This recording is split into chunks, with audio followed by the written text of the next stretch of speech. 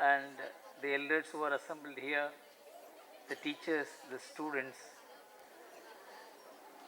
I have never participated in the book release of a person who is alive. Never. But I made an exception in this case for 4 reasons. Because it was about Yogi Adityanath.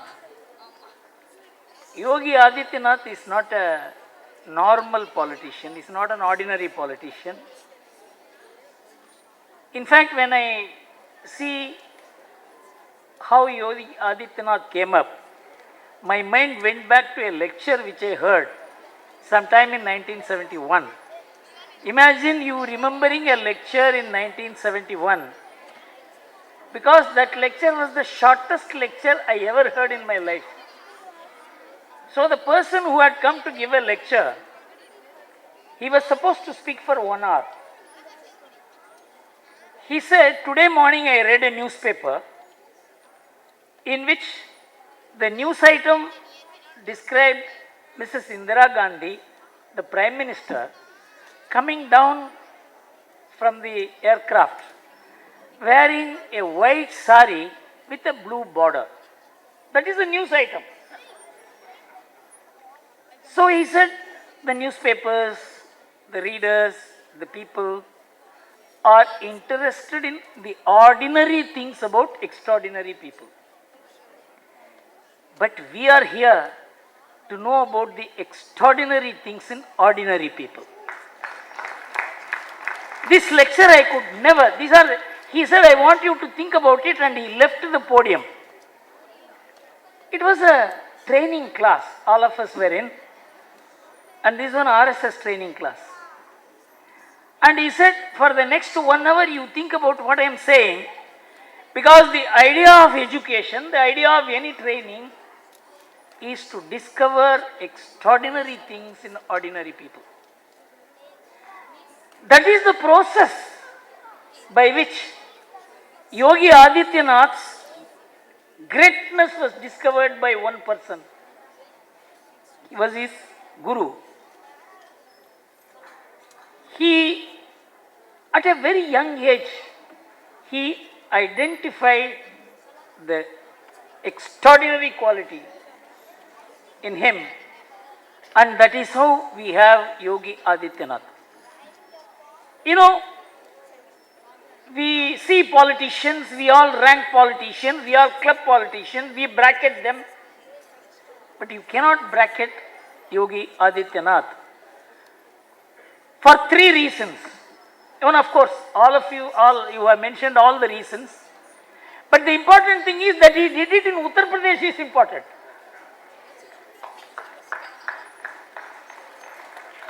Uttar Pradesh was written off, that it was an ungovernable state, that it is a state of crime, it is a state of corruption, it is a state of communal riots. If you look at the communal riots that have taken place in the country, almost 40% of them would have been in Uttar Pradesh. Of course, at some stage I used to follow it, but in the last 4 or 5 years, 10 years, there is no communal riot at all. And so we have forgotten about communal riots, otherwise we used to track where is the communal riot. Now you have to find out where is the communal riot, because there is no communal riot at all. The credit goes to a person who had the grit and the determination and the courage to put his qualities to use in the office and not compromise it for power. That's why I came here, because this was a book about Yogi Adityanath. I met him in 2007 in the RSS Karyalaya in Delhi. That was my first meeting with him. He was far young at that time. In fact, we exchanged only a few sentences. That was the beginning of our relationship. Afterwards, we never met. But he is such a humble person. I sent a message through Santanu that I want to talk to Yogi Adityanath. Within 10 minutes, the man called me. Of course, I had nothing personal to ask him. The Kanchi Shankaracharya was going to Uttar Pradesh for Chaturmas. So I wanted the Uttar Pradesh, I had spoken to Madhya Pradesh and Maharashtra governments. I wanted him to facilitate his stay there, because after several decades, a Shankaracharya from south is going to Kashi for Chaturmas. Within 10 minutes the call came. I only told him that this is the requirement. He said, I have been told about it, I am acting on it. So, I had nothing to do. I only got the information and passed it on to the Shankaracharya. What I am saying is the humility. The most important thing, the greatest people, most powerful people, most educated people have to have is humility. So, I made an exception, not participating in the book release of people who are alive for that reason. Second, this Shantanu is a very difficult man. He came to my office and grabbed me and made me talk something, and then felt that there is something in the man. He brought his young child. The boy is, I missed him. You know, he home educates this boy. He feels the education today is not all that great, it may even pollute his son. So, that got registered in my mind. So, when he is asking me to come, I didn't want to say no. The third reason is Seshad Poonawalla. I have been an admirer over the way he articulates. And so, I have not met him. So, this may be the occasion for me to meet. I don't know when I will meet him later. I am sitting in a corner in Chennai. These are all people ruling the country. So, I thought I would get an opportunity to meet him. Of course, the last and the most important reason is that it is Chinmaya Mission and Swami Mitrananda is going to be here. So, I am extremely happy that Chinmaya Mission provided the platform and Swamiji took the initiative, and Yadyatha charati shreshtaha tattat teva itaro janaha sayat pramanam kurute lokastat anuvartate. This is the rule of functioning of the world and the social order. People look at who is the Sreshta, who is the ideal person, and then follow him. And they make him the role model or pramana.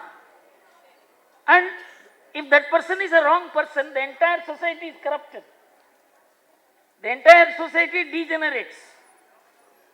So it is our responsibility to project the right kind of people, so that the society will have some good people to look at and draw lessons from their life. It is not only for personal advancement. Of course, there are many great people, many great industrialists whose books you can read if you want to come up in life in that way. But someone who has shown a very comprehensive capacity, not only to come up in a highly competitive field called politics, and being a religious leader of a particular denomination,